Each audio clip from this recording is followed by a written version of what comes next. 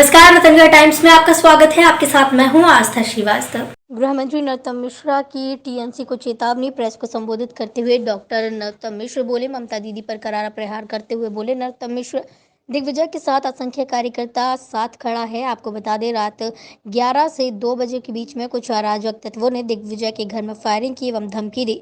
मध्य प्रदेश के गृह मंत्री दिग्विजय सिंह के घर पहुंचे एवं परिवारजनों को विश्वास दिलाया कि पूरा भाजपा परिवार आपके साथ खड़ा है। डॉक्टर मिश्र बोले, मैं चेतावनी देना चाहता हूं माफिया एवं माफियाओं के सरगना को कि तुम्हारी समय सीमा सिर्फ 2 मई तक है, उसके बाद तुम सब जेल में होगे। चेतावनी देते हुए बोले डॉक्टर नरोत्तम मिश्रा, भ्रम मत रहो कि कहीं छिप जाओगे, पाताल से भी खोद के निकालेंगे। तुम्हारी बौखलाहट बताती है कि निर्ममता दीदी जाने वाली हैं और मैं तो पहले से ही बोलता आया हूं, 2 मई दीदी गई। शायराना अंदाज में बोले, शेर के बच्चे अगर सियारों से दहशत खाएंगे, सोचिएगा फिर वो कैसे जंगल में रह पाएंगे। डॉक्टर नरोत्तम मिश्र की कलेक्टर और एसपी को भी चेतावनी। डॉक्टर नरोत्तम मिश्र चेतावनी देते हुए बोले कि अगर कलेक्टर और एसपी टीएमसी के कार्यकर्ता की भूमिका में कार्य करेंगे तो उनके लिए अच्छा नहीं होगा। सरकारें आती और जाति के अपने कर्तव्यों का सही तरीके से निर्वहन करें। भाजपा के कार्यकर्ता धमकियों से डरने वाला नहीं है, जुर्म के आगे नहीं झुकेंगे, जुर्म किया तो और लड़ेंगे। डॉक्टर नरोत्तम मिश्र, भाजपा का एक कार्यकर्ता अब चौगुनी मजबूती के साथ खड़ा है। इस तरीके की घटनाएं ये साबित करती हैं कि निर्ममता दीदी आपकी विदाई का वक्त हो चला है। 2 मई दीदी गई, जो राम का नहीं वो किसी काम का नहीं।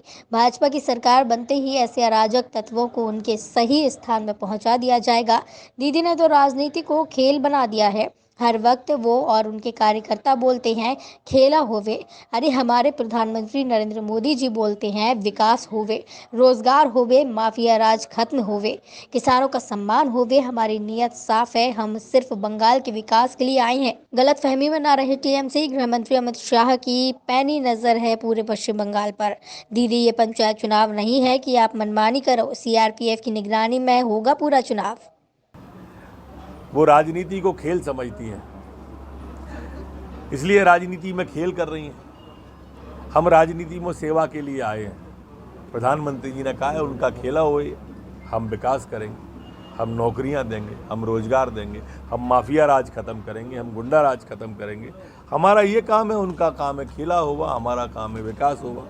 आप जो कह रहे हैं वो 2 मई के बाद, लेकिन 2 मई के पहले इस टाइप का 2 मई के पहले हमारी सारी सीआरपी आ जाएगी। हाँ, पंचायत चुनाव जैसा कोई नाटक नहीं होगा।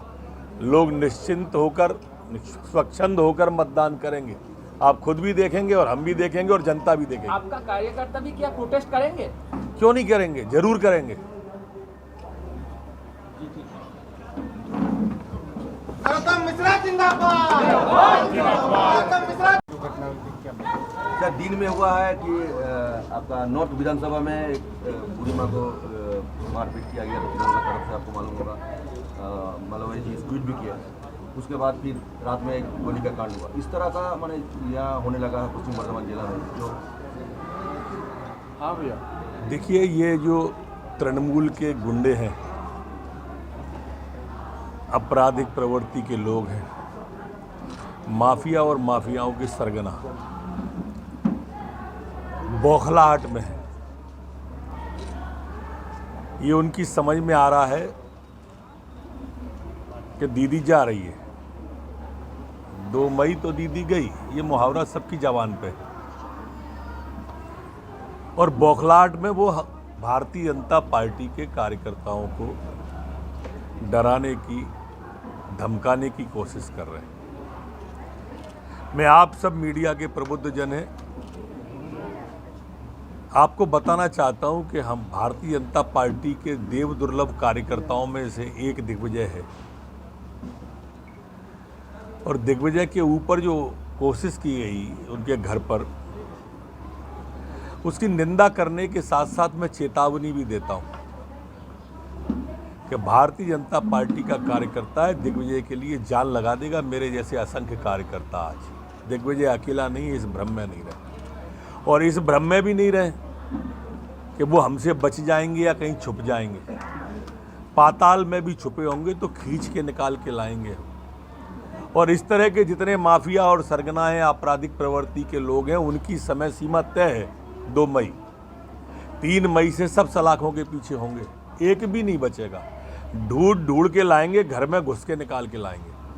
भारतीय जनता पार्टी की सरकार बनते ही ये सब जेल के अंदर होंगे, हथकड़ियों के अंदर होंगे, सलाखों के पीछे होंगे और भाजपा के नीचे होंगे।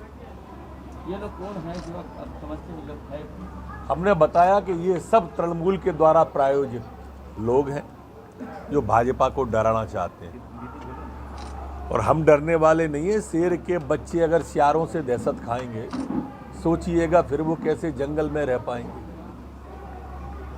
बोल रहे थे इलाका में तो केंद्रीय बाहिनी देखा नहीं जाता है, डोमिनेटिंग के लिए केंद्रीय बाहिनी किया है, आया है लोग, लेकिन इलाका में लोग डोमिनेट नहीं कर रहे हैं। इसी के लिए केंद्रीय वाहिनी पूरी आएगी। मैं खुद भी इस बात की शिकायत चुनाव आयोग से करने वाला हूं, अपने भारतीय जनता पार्टी के जिला अध्यक्ष और पदाधिकारियों के साथ। हम पूरे चुनाव आयोग को ये बताएंगे। मैं आपके माध्यम से यहाँ के कलेक्टर और एसपी को भी चेतावनी देना चाहता हूँ कि सरकारें आती जाती रहती हैं। अगर तृणमूल के कार्यकर्ता बन के कोई भी अधिकारी काम करेगा, उसको बहुत दिक्कत आएगी बाद में। 2 मई के बाद बहुत दिक्कत आएगी। आप निष्पक्ष तरीके से काम करो, ना आप इस पक्ष के हो ना उस पक्ष के हो, आप निष्पक्ष रहो। दिग्विजय जैसे व्यक्ति के भी घर पे अगर वो आ जाएंगे तो हम किसी को नहीं बख्शेंगे, चाहे वो अधिकारी हो, कर्मचारी हो, माफिया हो, गुंडा हो। सर, यूनियन होम मिनिस्टर का कहना था अमित शाह जी को कि वोटर को उन्होंने आश्वस्त किया कि वोट देने में कोई हिचकिचाहट नहीं होगा, लेकिन आपका कार्यकर्ता ही इस टाइप का अटैक में पड़ेगा तो वोटर तो कार्यकर्ता इससे जुल्म के आगे नहीं झुकेंगे। जुल्म किया तो और लड़ेंगे। कार्यकर्ता पे हमारे दिग्विजय के चेहरे पे शिकन नहीं है सुबह से। निर्वाचन कमीशन का क्या कुछ पूरा निर्वाचन कमीशन से मैं आज ही बात करने वाला हूं और कार्रवाई की बात करने वाला हूं। सख्त कार्रवाई करेंगे। सर, टीएमसी के जो स्लोगान है